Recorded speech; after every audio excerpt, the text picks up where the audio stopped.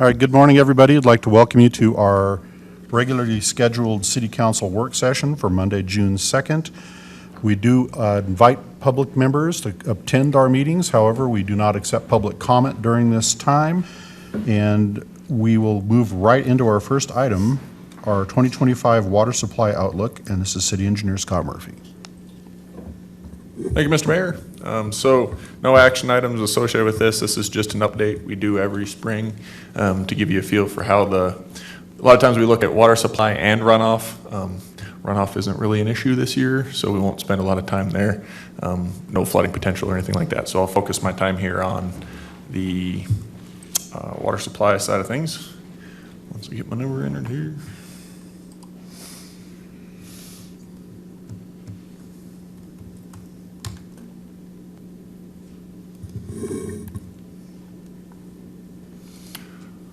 All right, so we put this on our water resource website each year, so I'll start just for anybody who's joining on the web video to give a quick explanation of where our water comes from, just so everyone understands.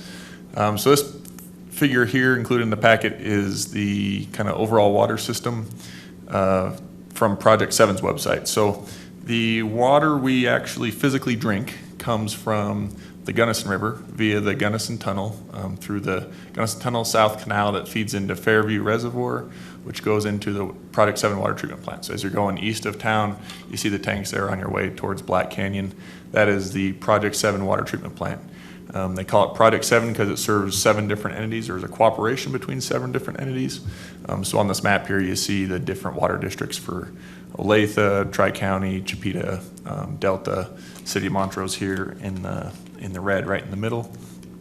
And that's where the water physically comes from. So even in the winter when the South Canal isn't running, they'll open it every now and again as needed to keep Fairview Reservoir full enough to then feed the treatment plant.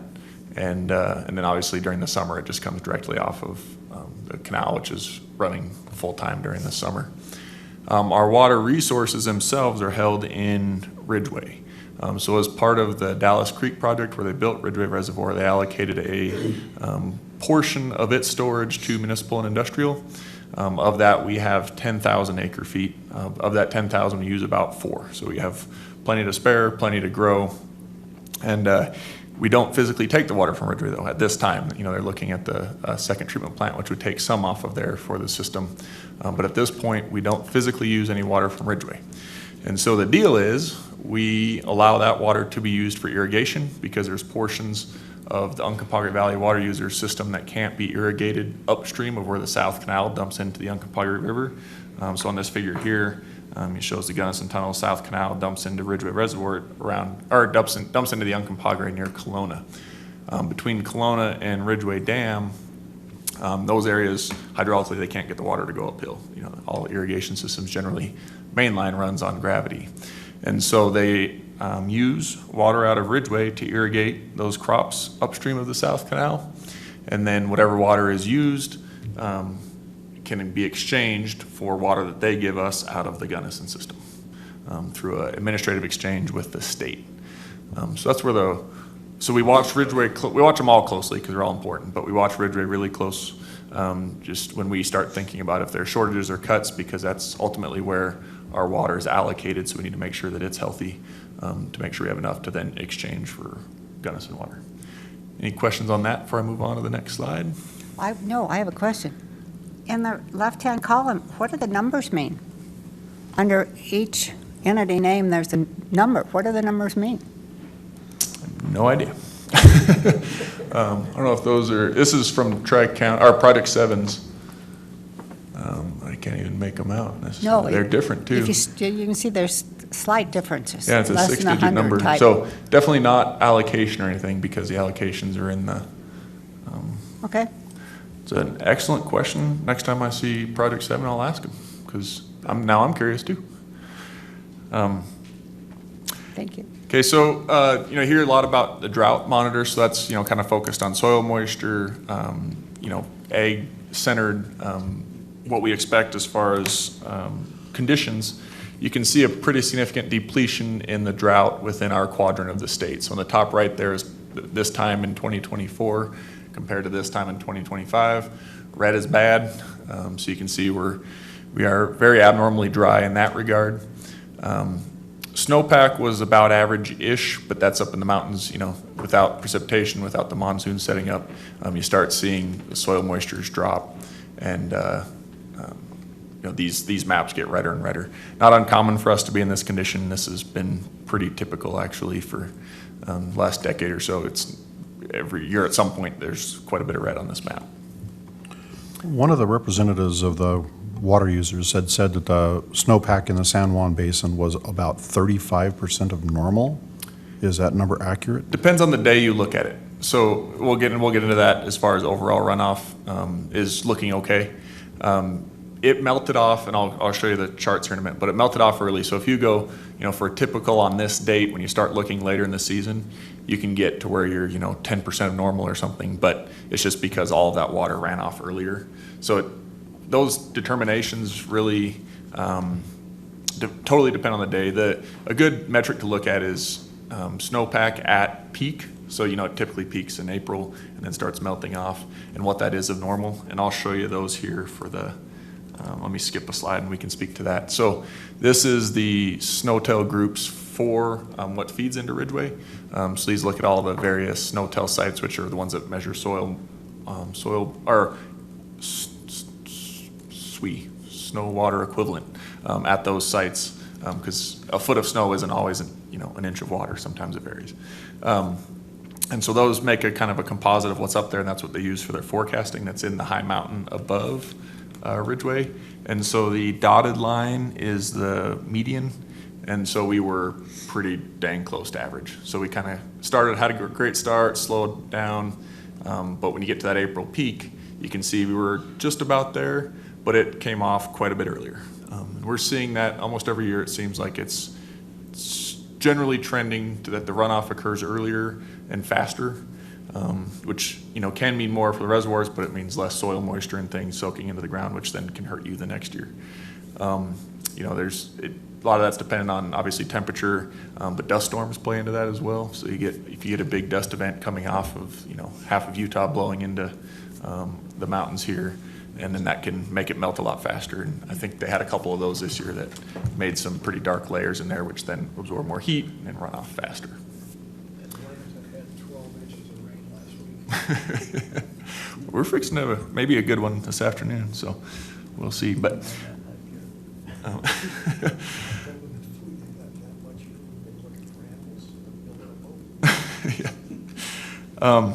so what matters? It all matters, but what we'll watch closely is Ridgway Reservoir's forecasts. So the black line is the anticipated level of Ridgway. So early in the spring, before runoff occurs, and if anybody's driven by there, it's about as low as it'll get right now. They start calling for some irrigation water, so they start releases, which are the green line, before the snowmelt really starts ramping up. Snowmelt typically peaks mid-June. You can see here the runoff coming into the reservoir.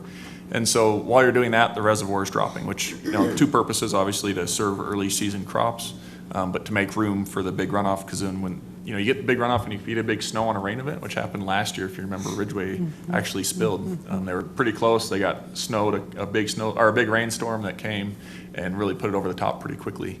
Those things can happen, and they're worse if you get a big rain on a lot of snow early in the season, and so this gives them room to manage that from a flood control standpoint, and also just really throttle their goal is to kind of throttle those flows and fine tune them on a daily basis, so that I think they typically target to be about a foot below the spillway. That way you're running everything you can through the turbines to generate electricity. You don't have an uncontrolled release out of the top of the reservoir. It's controlled, it's through the spillway, but you can't throttle it by any means once the reservoir is full. And so if you get a really big storm event, the in would equal the out. Your reservoir isn't going to slow that flow down, and you could have potential for flooding. Shouldn't be an issue this year. They have plenty of room to manage the reservoir. The reservoir is operated by Tri-County. But so this time of year, you see the reservoir dropping, and then runoff kicks in gear, and it just starts filling kind of at a steady pace. This year, this is full reservoir, and this is where it tends to peak out. Typically, it peaks around the 4th of July. And so that's what's depicted here. And so Ridgway should fill, more or less. You're within a couple feet of max full.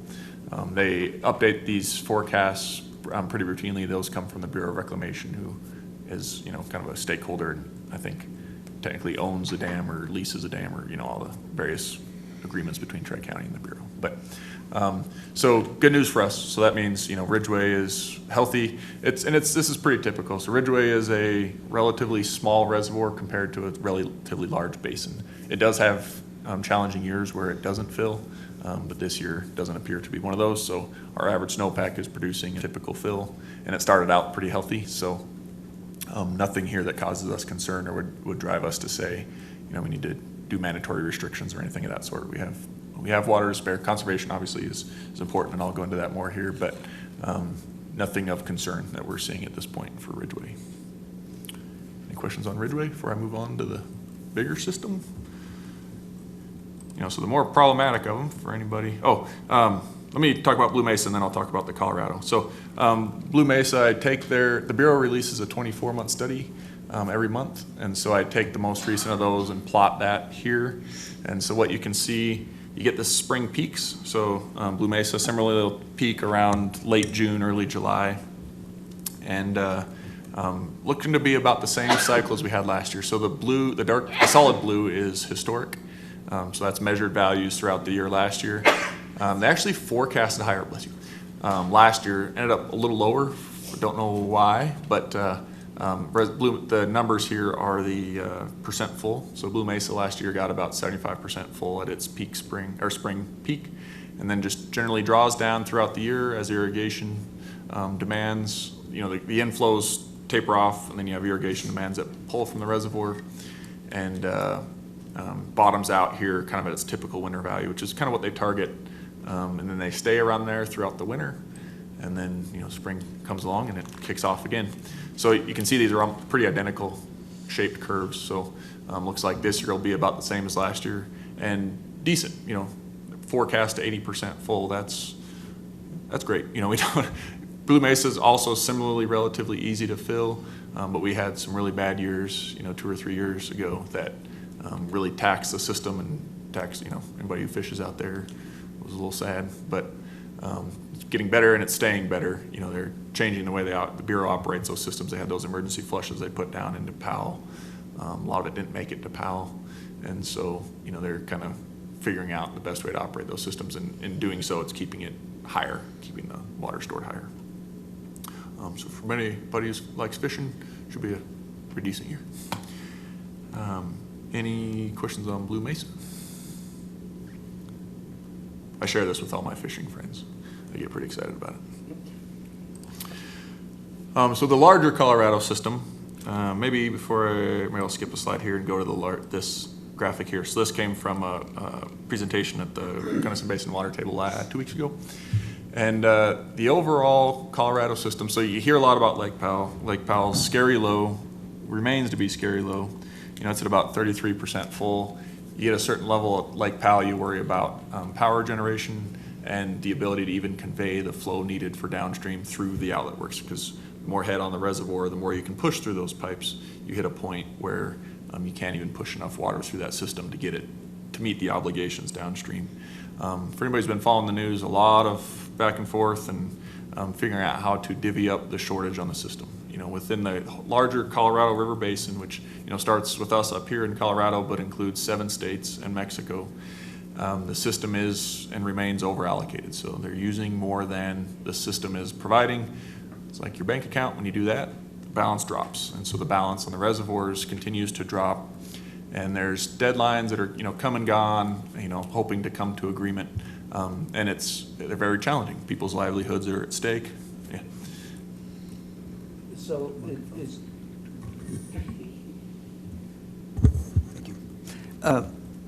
so is the depletion of the amount of water in Lake Powell partially because of demand and partially because of drought, or? Both, yep. So over the years, demand has grown and supply has, on average, reduced and dwindled. It was over-allocated from the get-go back to the 1929 compact, but there weren't as many people there, so it didn't show. And so because people weren't using what was allocated to the states, They hadn't fully developed yet. The lower basins had developed a lot more, obviously, with way more population, and were closer to using their allocation. But over time, more and more people, more and more demand, and then supply with that is also dwindling, which is, adds insult to injury. It's my understanding that some of the lower basin states are far exceeding their allocation. Right. Depends on how you look at it, how you, you get into lawyer territory as far as, when and how, but whether they count evaporation and transit losses and all these various things. I would say there's probably some clever accounting going on that people are claiming they're not. And it's a mixed bag. Some are absolutely overusing, some aren't, some are claiming they aren't, depending on their interpretation of the law, and that's why we have lawyers. But even if we had 5 years of amazing rain, it's still not going to fill because of the demand. Yeah, generally, all of the models, and there's more realistic models out there than others. The ones that there's a Colorado Basin River Forecast Center in the Bureau. They do all their modeling. Utah State's Water Lab also has a kind of group dedicated to the modeling. If you look at their modeling, it generally shows that Lakes Mead and Powell will never fill again. It's just the demands are too strong on the system. There's difference of opinion on that. But you might have good years and you might get, maybe you'll get to 50% or 75%, but I think the days of Lake Powell are filling. I think the last it was full was 1983 when they had the enormous runoff, but even then demands were quite a bit lower back then. Not likely that I think the way they're approaching all of those agreements, and I'm not the expert on this, but generally is figuring out how to live with less, because for the foreseeable future, decades likely, probably in perpetuity, we'll all be living with less, as a system, which is pretty depressing. But it is what it is, and there's room for improvements in all of the system. We just have to be serious about it, and it takes. So the worry is not whether it's going to fill or not. The worry is is there going to be enough water that the turbines can continue to run and not. At some point, if it gets too low, you can't run the turbines. It actually get below the intakes for the turbines, and then below that, you can't pass enough to keep. They'd still keep water in the river, but not enough to meet downstream demand. So then they have no choice but to cut, because you can't physically even get the water to them. It becomes an issue. Even the water that we're supposed to provide to Mexico, they're getting their amount, but it never reaches the Gulf because they're using it up totally before it gets to the Gulf too. Yep, and water quality is an issue, salinity, because by the time you get to the bottom of the system, As I recall, didn't they put a plant in down there to clean? Desalination plant, there's all kinds of stuff in that regard, and similar thing, different interpretations of laws, and have rules been broken and stuff. I'll leave that to the lawyers, but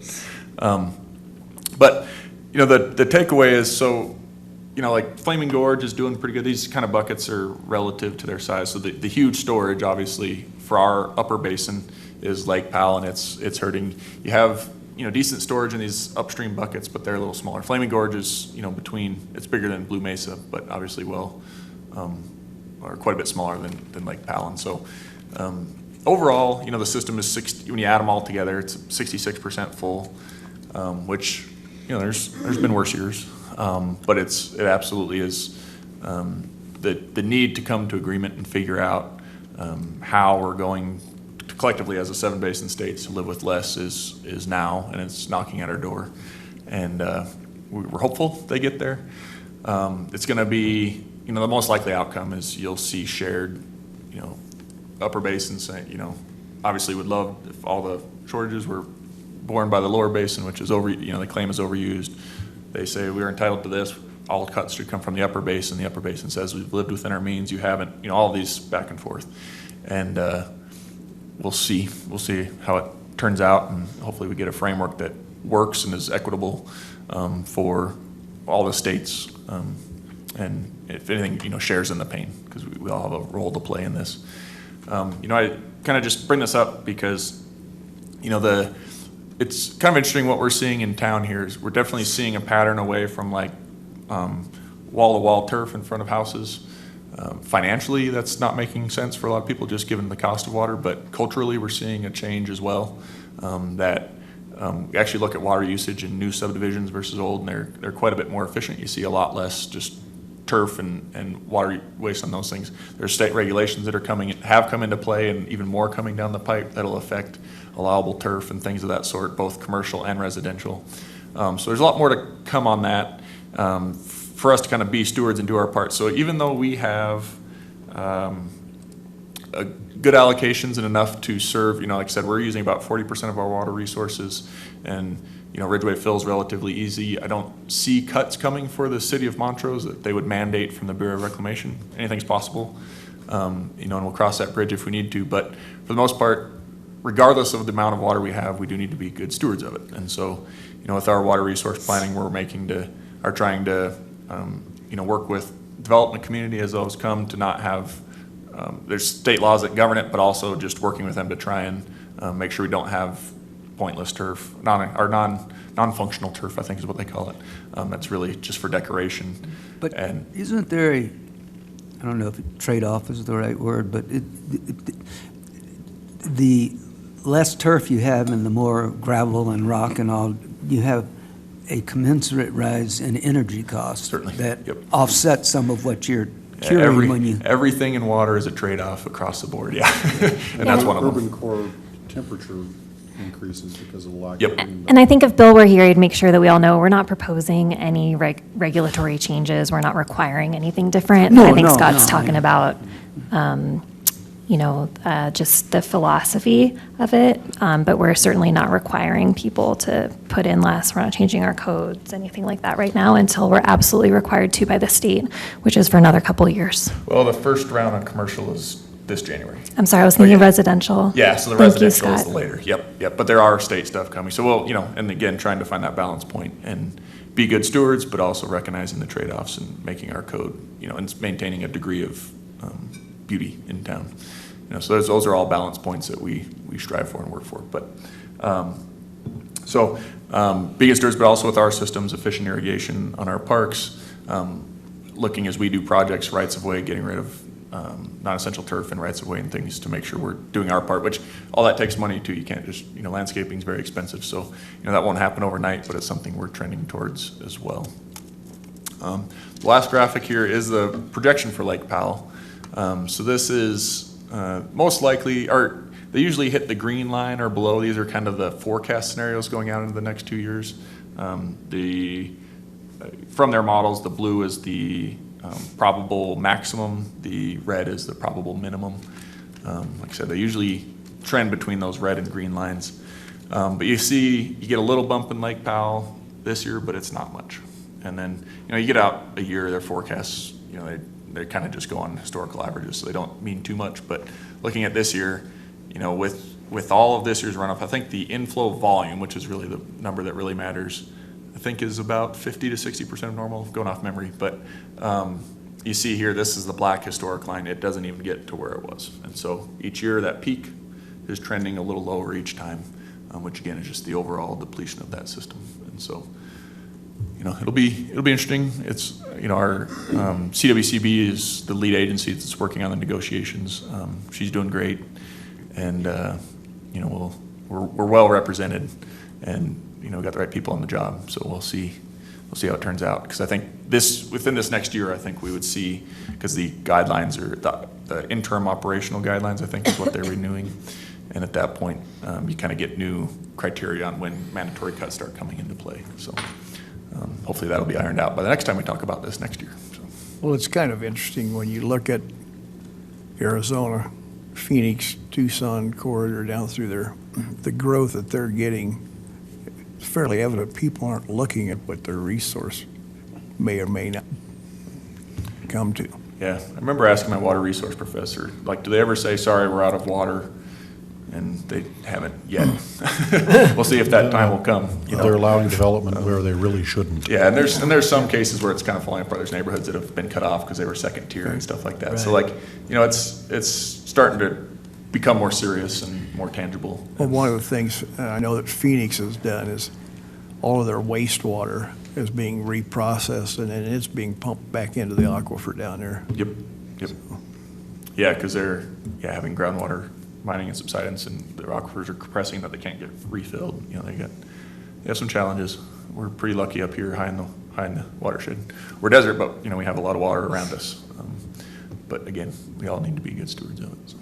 So kind of the upshot and to synopsis of this is that it's better than it was a few years ago, but still, we're going to be careful, we're going to be thoughtful, we're going to be conservative where we can be.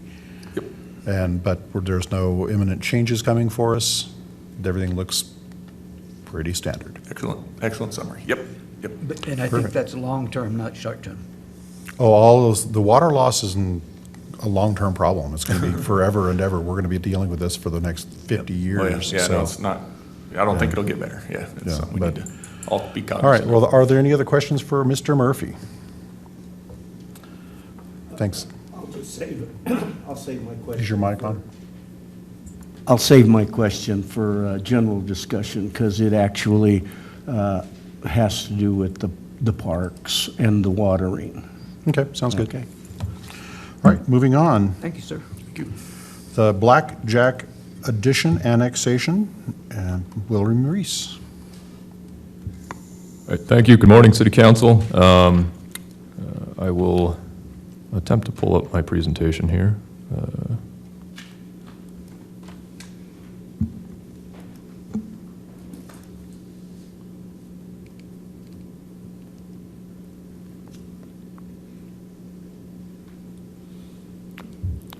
Apologies, having some connection issues. There we go.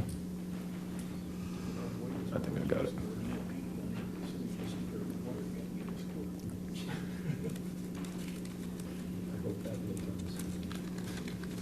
Guess we're just gonna all have to start drinking vodka. Okay, sorry about that, but so this is a new annexation application that we've received. We are proposing the following schedule, which would comply with state law. We do plan to bring this to council for a resolution to set a hearing date on June 17th, and that hearing date we will propose for August 5th. In the meantime, we'll bring this to the Planning Commission for a recommendation on zoning on July 9th, and we should have all this wrapped up by August 19th. The Blackjack Addition is a 13.55 acre site at the end of Las Vegas Drive and east of 6700 Road. This is an undeveloped portion of a subdivision that started developing when it was still in the county, and there are 8 existing lots there. Those 8 lots were annexed in 1999, but the outlot was not. In order for the subdivision to continue, the remainder of it will need to be annexed into the city in order to connect to sewer. It is within the city's urban growth boundary, the city sewer service area, and the tri-county water service area. The zoning of the 8 lots that are in city limits is R2 Low Density District, and 6700 Road itself is R1 Very Low Density District. The applicant has requested R2 zoning for this annexation, which would be consistent with the previously annexed portion of the subdivision. The R2 zoning is intended to provide primarily for development of single household detached and duplex dwellings, along with certain other compatible land uses. This here is the annexation plat itself, which shows that the property does meet the contiguity requirement for annexations as per the state. According to the future land use map in the comprehensive plan, this area is shown as residential mixed density medium and neighborhood center. The residential mixed density medium district provides for a variety of residential types mixed within a neighborhood, including single-family homes, townhomes, duplexes, and triplexes. And the neighborhood center designation is intended to provide for small mixed-use commercial uses, such as limited convenience shopping, office and professional services, and public facilities. The area is within Growth Area 3, which represents an area that is further away from services and infrastructure that would pose a greater financial burden to service and maintain the infrastructure. That being said, there is an existing sewer line already on the property, and we have also advised the applicant to be in touch with Tri-County with the water service. But just given the fact that the existing lots are already served by city sewer and the sewer does go into the existing outlot, we are comfortable moving forward with recommending annexing this property despite the Growth Area 3 designation. And so in summary, the property does meet the annexation criteria per the state. An annexation agreement has been signed by the applicant, and because it is larger than 10 acres in size, we will need to file an annexation impact report with the county. Staff finds that the proposal is consistent with the public health, safety, and welfare, annexation policies, and the comprehensive plan, and I'm happy to answer any questions that you might have.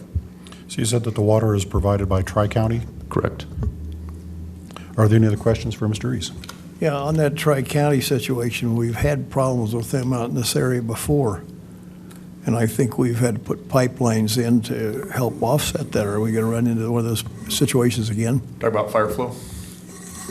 Yeah, so as part of any development, they would have to demonstrate that they do have available fire flow there. We don't have any of those numbers yet. That would come as part of their design. But yeah, if it does come up short, they either can't develop or would need to work with Tri-County to improve the lines. We don't have really good cross-connection, emergency interconnect type ability out here because we don't have a lot of infrastructure out in this area either. So it would really come down to them working with Tri-County to make sure. But any, city or county, because the fire district's independent, any development in this area would need to meet fire codes. So that's something they'll need to demonstrate. Maybe I'm not looking at this correctly, but can you help me understand how more than 1/6 of the perimeter is contiguous to the city limits? Yeah, so this, as shown on the annexation plat here, this area that has this cross-hatching is already within the city limits. So those 8 lots that were previously developed back when it was in the county and later annexed in, and then 6700 Road itself is within city limits.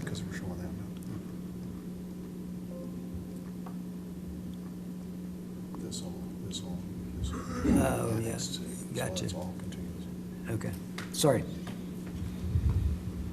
No problem. So why is there an outlot in the middle of this, or in the part of this tract one? I don't know what an outlot is.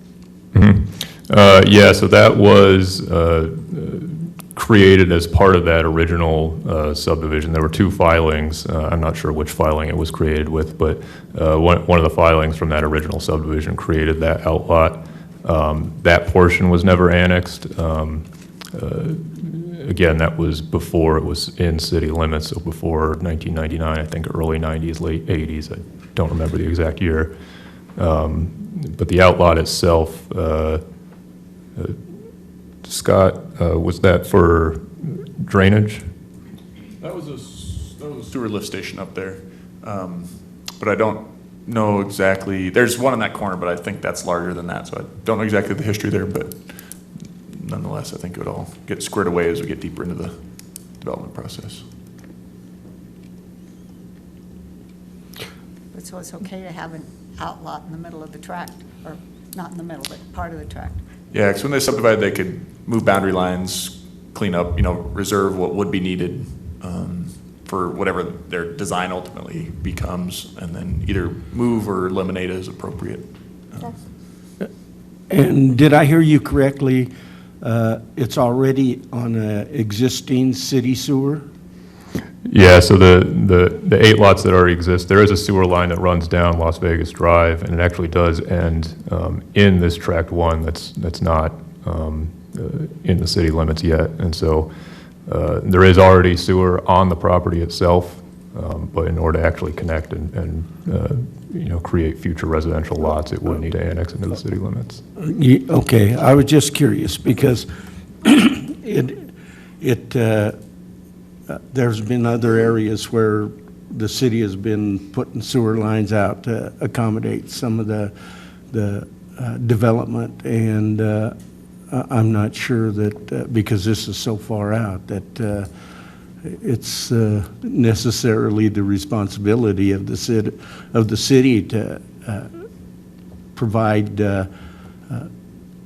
sewer for a piece of property that's so far out, and we have so many lots in town that still need to go. But if it's there, because don't we have a regulation that says that if they're within 500 feet, they have to hook up to the sewer line?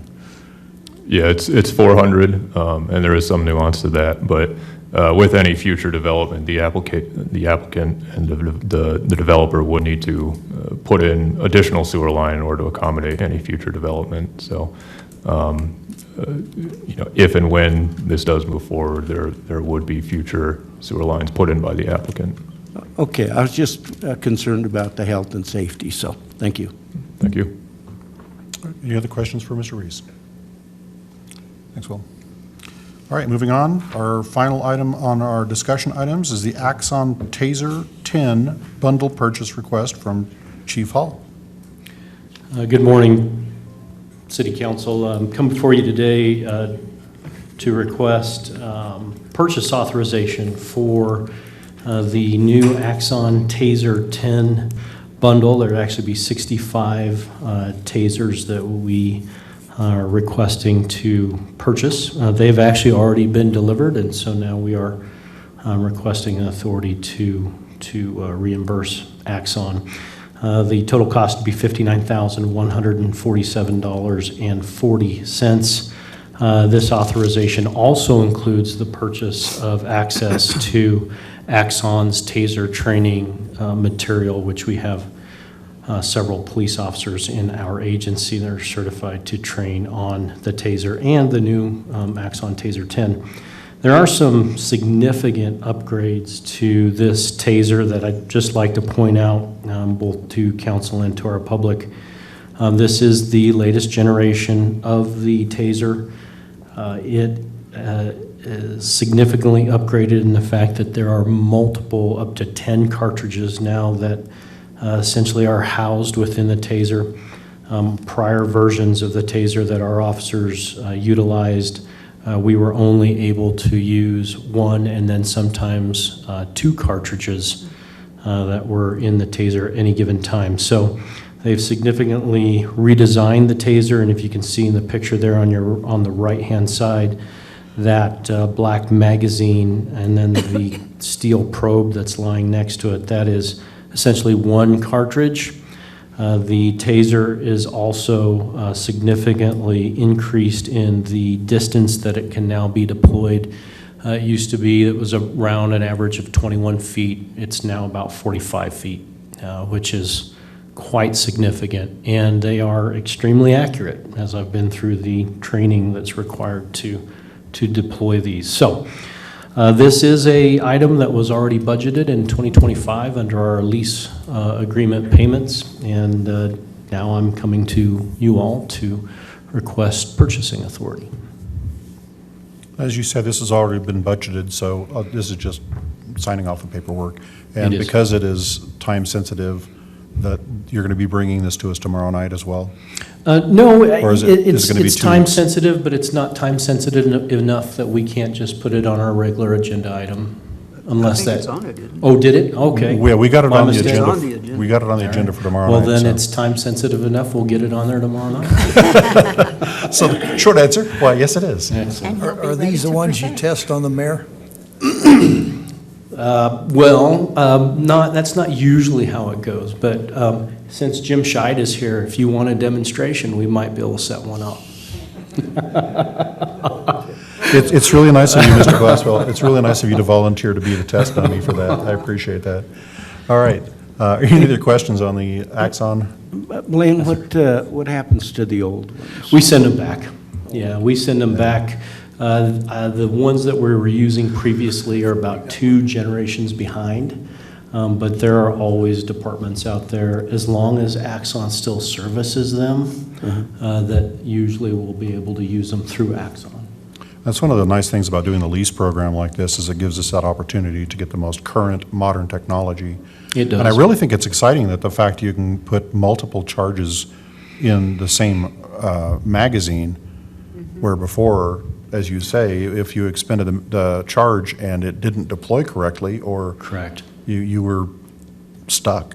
And Yeah, now we have that ability. We've been using the taser now for about 18 years, and I absolutely guarantee you that we have avoided a number of different, honestly, lethal force situations that we would have had to have deployed a different weapon, including your firearm, to end it. And these things have been amazing. They've been a game changer, really, for law enforcement. And I think Axon has the goal to reduce law enforcement shootings by 50%, I think, within the next 10 years, is what they had said. So they're on their way with the technology that they're creating.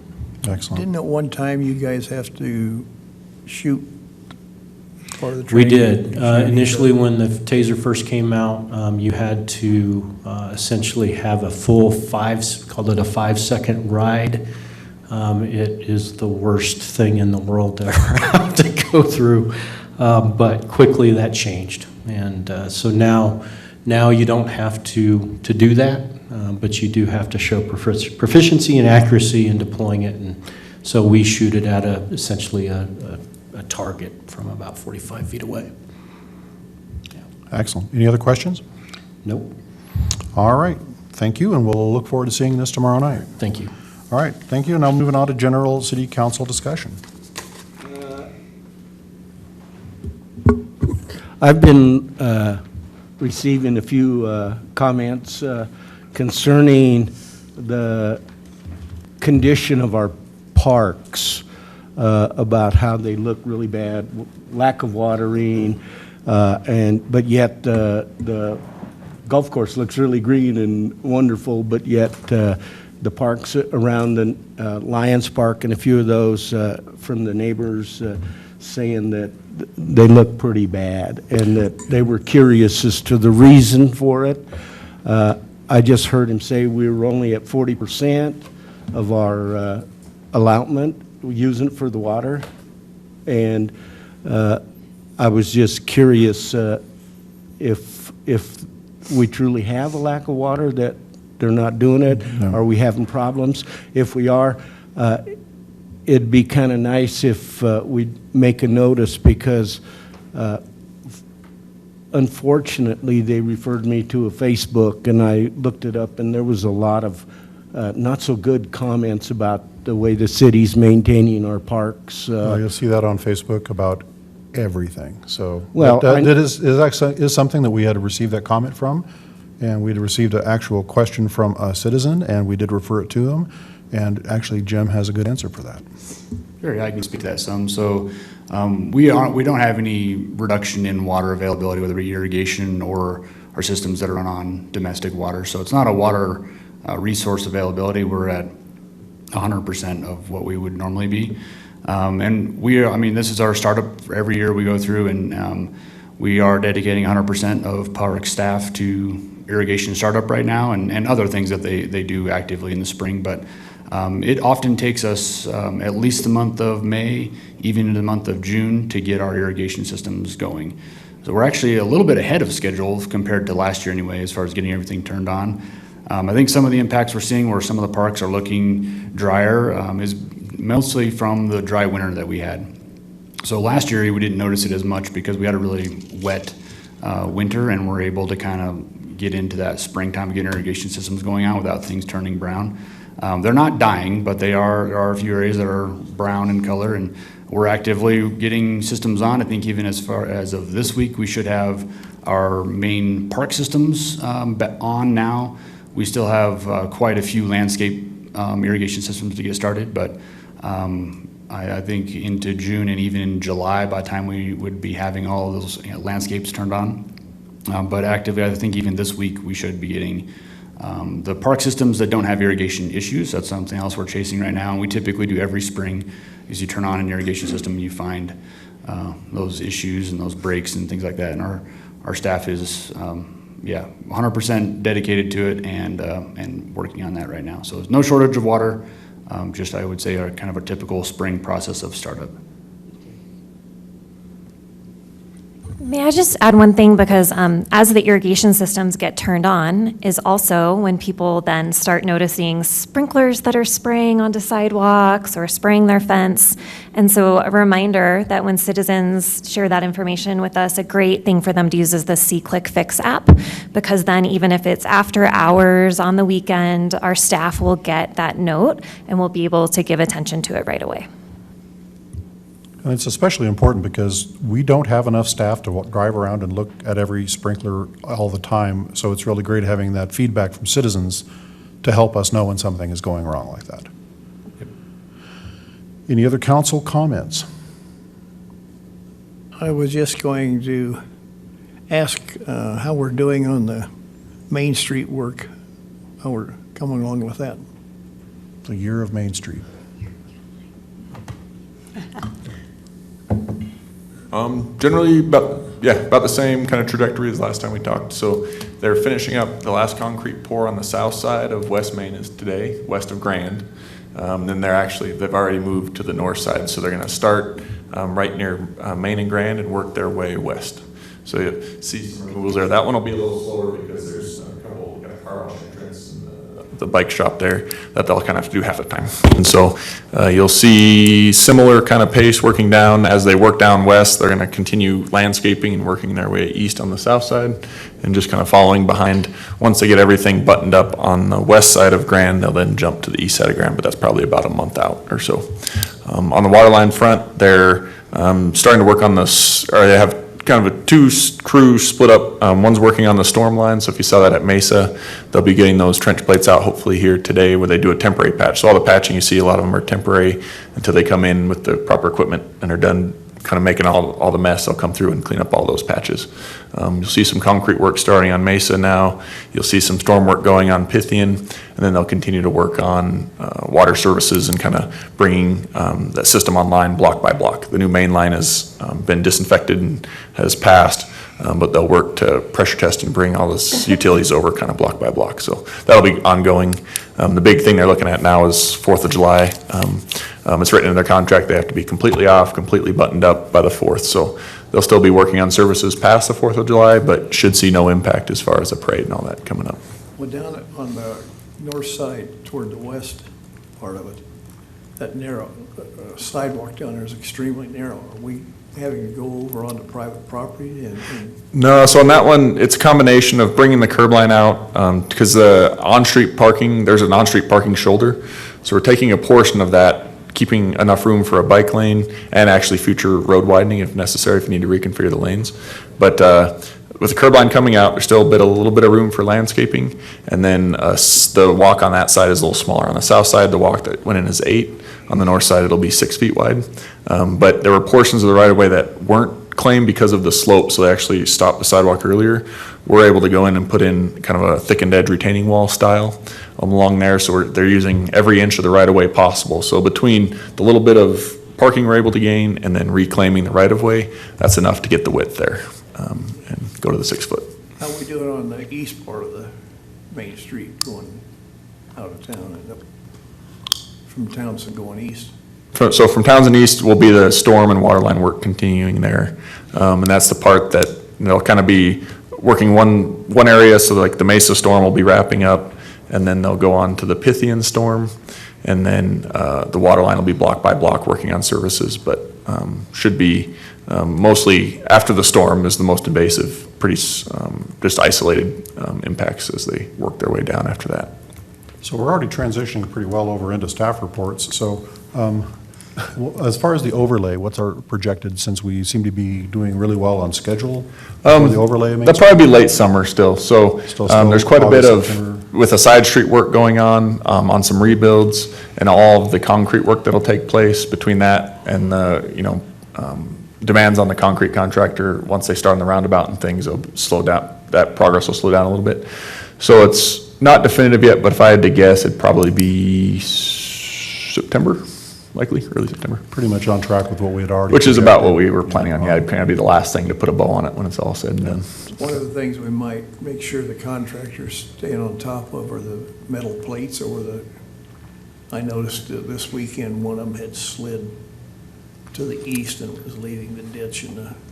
Okay, yeah, and that's something we've been kind of having to adjust daily. Hopefully, the biggest ones are the ones on Mesa there. Hopefully those will be pulled today and get a temporary patch there, so. Excellent. Any other staff reports? I saw Mr. Breeze come up to the table, so. Yes, just wanted to talk to you a little bit about a violation of our drinking water standards that occurred in our 2024. When we did our cross-connection report for the 2024 period, we realized that we did not meet the 90% testing requirement that CDPHE, the state, requires. That is a Tier 2 violation, which requires us to put out a public notice on that. And we prepared that public notice. We've got to put it out within 30 days of us identifying that problem. So we're planning on including that with the bills, the water bills that go out today.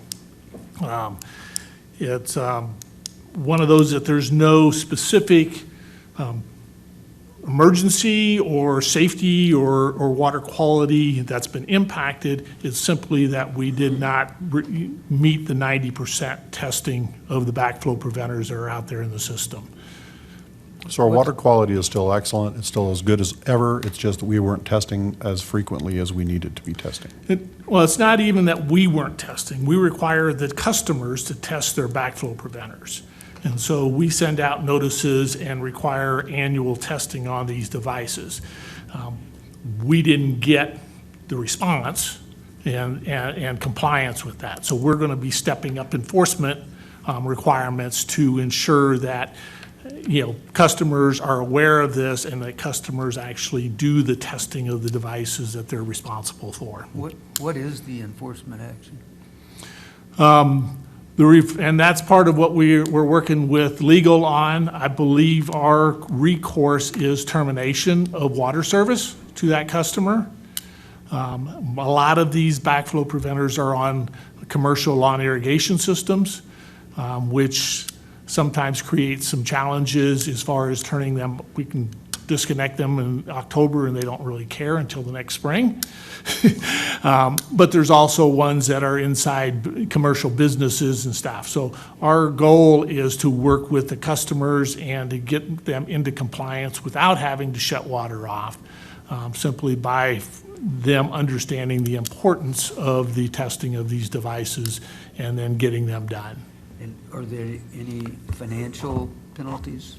Yes, the code allows for the standard penalties that we can assess, which is going to be the $2,650 is the cap, as well as if it is an individual as opposed to an entity, there could be potential jail of up to 364 days. So to be clear, this isn't not going to be our first response as the nuclear response. Our first no, response we're is just gonna we're going to send- work on getting compliance. We're going to be Correct. very friendly and open and say, hey, we would love you guys to comply. It's only at the very extremis that we would be implementing the shutoffs or the penalties. Yeah, we don't assess the penalties. That would go through the municipal court. So standard citation, and then if cited, they would have to show up in municipal court. I have one other question. Sunday, I saw a pickup sitting in a parking lot here in town with magnetic signs on the side of it that says contractor for the city of Montrose. Is that a legitimate thing?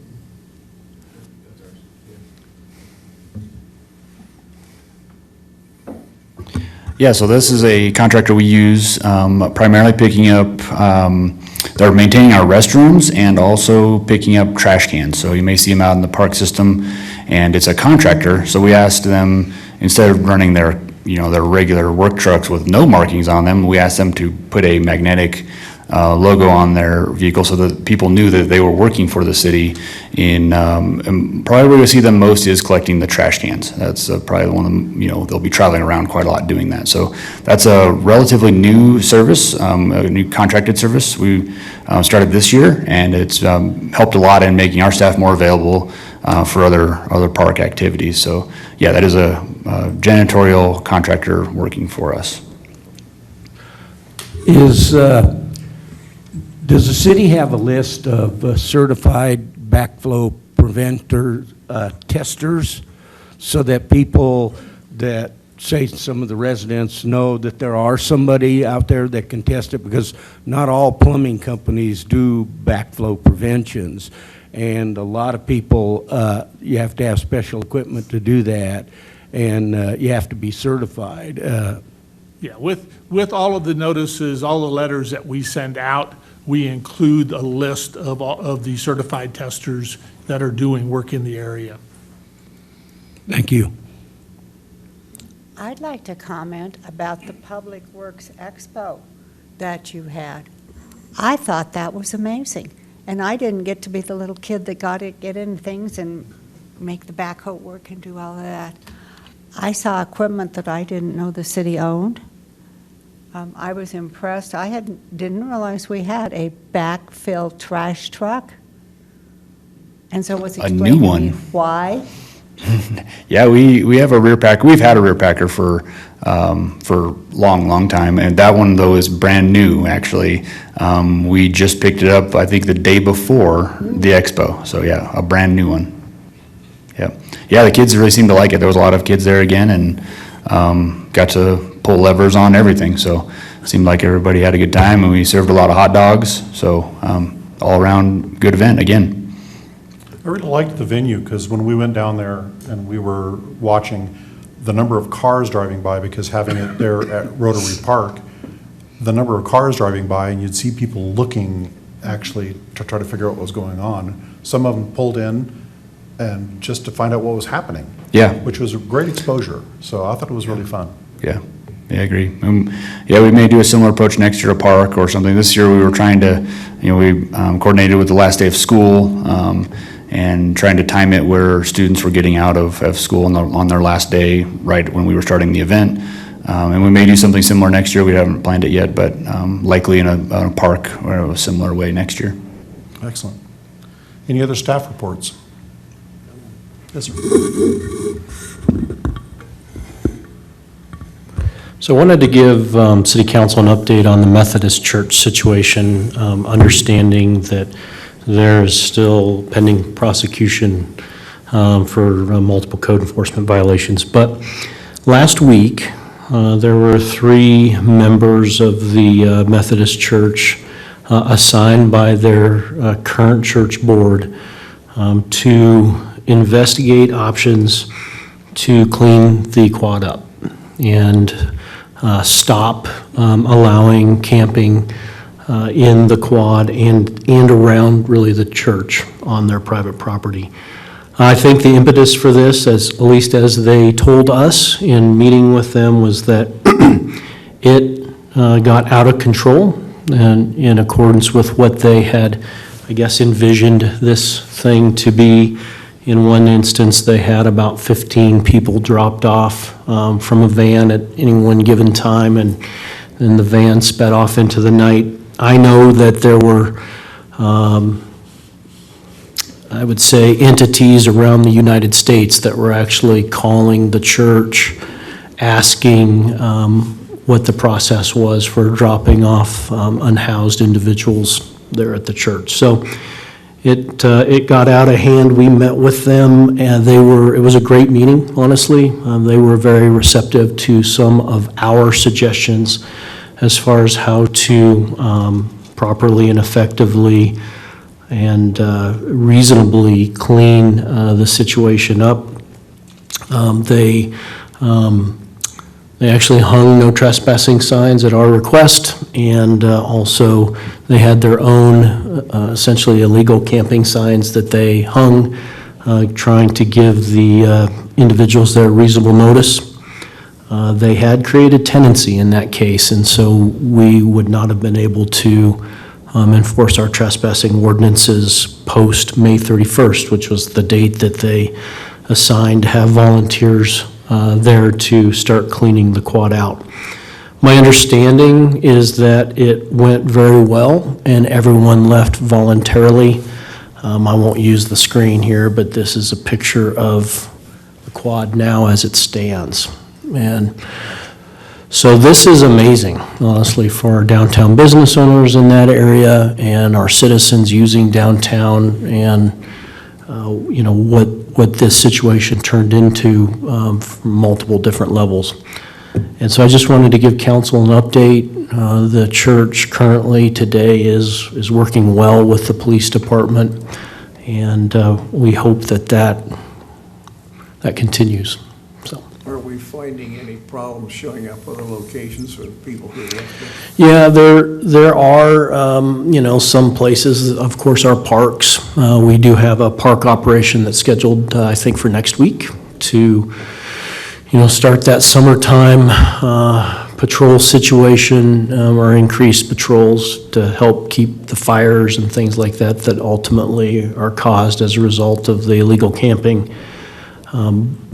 So yes, these folks will go somewhere. There are about 14 as they call them, registered guests that were there with tents in the back. But as of today, there are no more, and will help the church through enforcing our trespassing ordinances as they've actually requested. They've gone as far as asking for and provided us a copy of our own business trespassing partnership form that they plan on giving to their board to see whether or not they want to go as far as being part of that program. So, And as good as this is, that this has occurred, it does not do away with prior violations, which are still pending. yeah, correct? two separate issues, but I'd ask Chris to maybe answer that further. Yeah, that's correct. That the citations are still active. I believe there's a status hearing this Wednesday.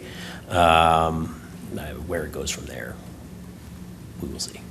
And since it is pending lawsuits, we're not going to be discussing that outside of our Right. in staff meetings. So, in other words, don't talk about your friends with it. But I did think it was good. Yes, that is was good progress. news. That is very heartening, and hopefully we can come to a real good resolution on that, so. Yep. All right, any other staff reports? Phoenix likes our water, can we send it to you? All right, seeing no more staff reports, we are adjourned. Thank you, everybody.